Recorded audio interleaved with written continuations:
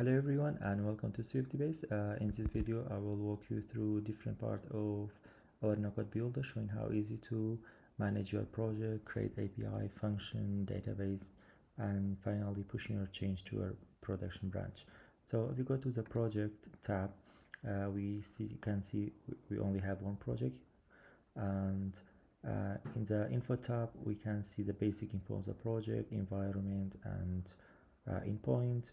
In the team we can see all the members that has access to this project, and we can change the permission. For example, this user has this permission, you can change or add new permission.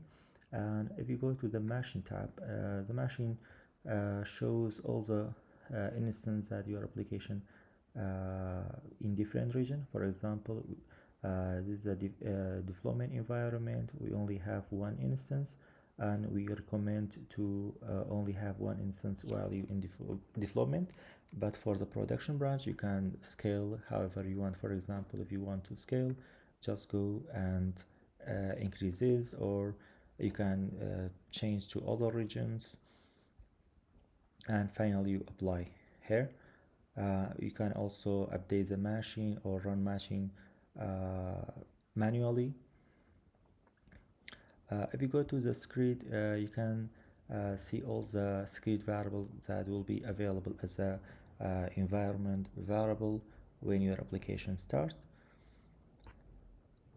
You can also edit or add new script in here.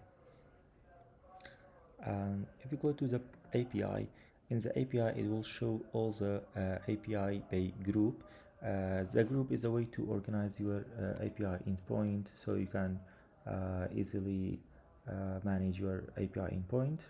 For example, in here we have three group. If you go to the default, we have a test and hello endpoint, and the group is shared between API and function and server hook.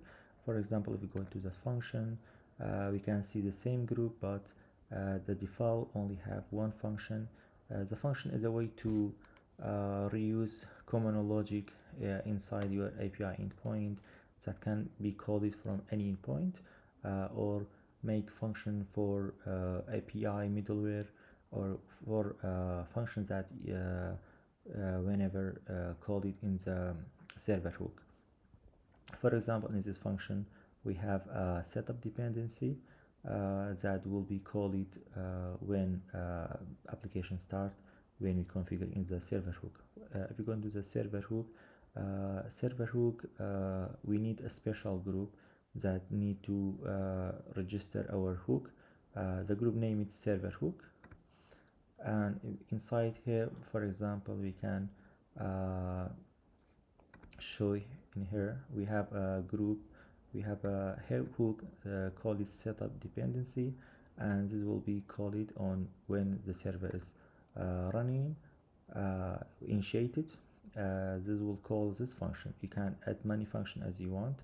For example, if we create new one, when server shut down, for example, you can say clear resource, and here we call the functions that we already created. For example, if you call this function, you can do that and you create. If you go to the database, currently we have integration for regular MySQL database and PlanetScale. You just need to fill the credentials and the branch info. If the database is not exist, it will be created, otherwise it can reuse the existing one. And it uses the same deployment strategy that PlanetScale provide. You can safely migrate your schema change. And if you're going to deploy, the deploy is a way to push your changes to the production branch. For example, we have this pending request, we can cancel if we want it. And if we create a new deployment, for example, if we have a database, we can check this and select the database and check the deploy API. That will also deploy the API after the database completed successfully. If you don't need database change, we just uncheck and create, for example, test.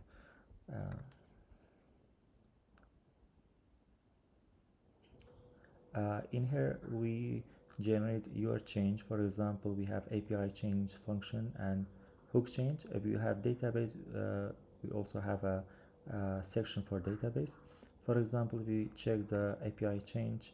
In this we created one endpoint test, and if you go into the function, we have a setup dependency. And after of that, if you want to push your change to the production branch, you make a deploy change. This will trigger rebuild in your application and deploying changes. For example, if you go to the production branch Rabbit test, we can see only have one group. The other group or endpoint is not exist yet because we didn't push it to the production branch. And if you go into the organization section, we can see all your organization. For example, in here we can see the basic info, and you can update access token when you need. And in the team, you can invite any member, any user that already have account in the Swiftybase, and then later you can add permission. You can also update billing address. We also have a documentation site. So if you go into doc.swiftybase.com, we have a lot of documentation for different functions that can be used in the function stack. For example, if you're going to create variable, this will show you what the create variable is and how it can be used. For example, this function all of it show how can be used with an example. And here is the support. You can email us at any time you need. We also support dark modes.